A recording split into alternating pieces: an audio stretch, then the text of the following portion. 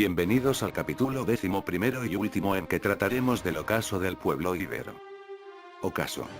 En el año 237 antes de nuestra era, las tropas cartaginesas, al mando de Amílcar Barca, desembarcaron en Gadir.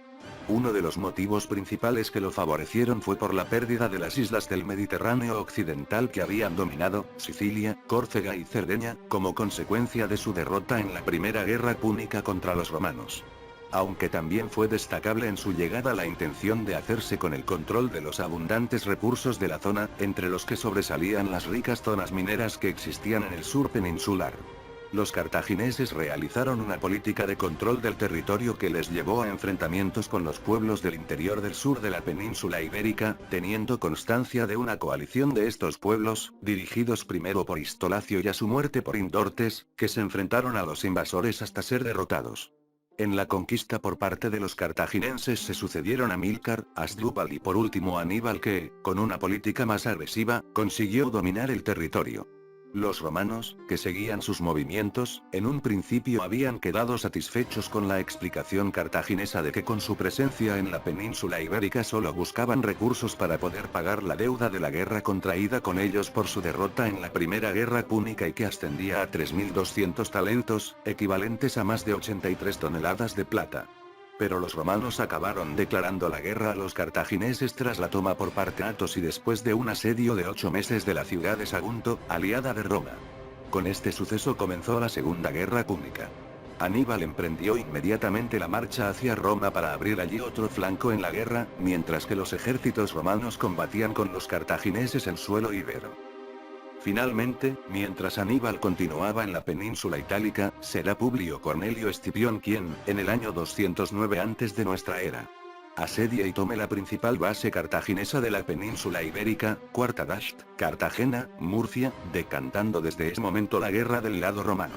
La última ciudad en caer fue Gadir en el año 206 antes de nuestra era. Aunque sabrá negociar unas ventajosas condiciones que le permitirán mantener una cierta autonomía, el desarrollo de la guerra entre las superpotencias afectó de una forma decisiva a los pueblos íberos, cuya suerte venía definida en muchos casos por el proceder de sus dirigentes, ya que las alianzas de cada jefe nativo marcarán el futuro de su comunidad, provocando el florecimiento de unos y la ruina y destrucción de otras. A la victoria romana se sucedió un período de levantamientos indígenas, aplastados sin miramientos por las nuevas autoridades.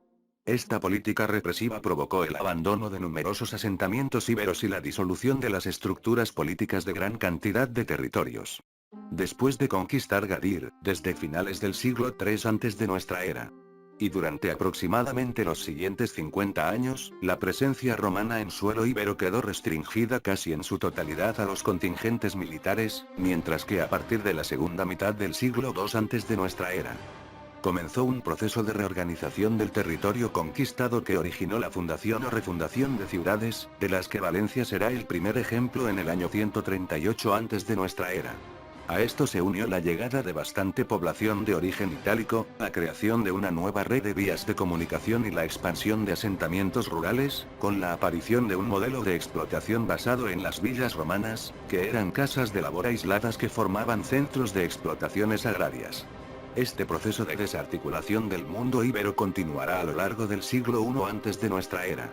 Con la progresiva adopción de los modos de vida, idioma e incluso el aspecto exterior romano, aunque tras esta fachada romanizada perdurarán durante mucho tiempo múltiples aspectos de las antiguas tradiciones, sobre todo en el mundo rural, más alejado de los nuevos centros de poder. Por último, se puede destacar lo similar que en bastantes aspectos era la forma de vida que realizaban los pueblos íberos durante su época de mayor esplendor en aquellos lejanos tiempos, si la comparamos con la que ha habido en muchos lugares de España hasta bien entrado el siglo XIX e incluso inicios del siglo XX, período a partir del cual los grandes cambios sociales y tecnológicos han ido modificando poco a poco la forma de vida de la sociedad en general. Doy por terminado este capítulo y saga, agradeciendo a las fuentes por su minucioso trabajo y detalle. Imágenes Google. Fuentes: Iberhistoria.es. Gracias.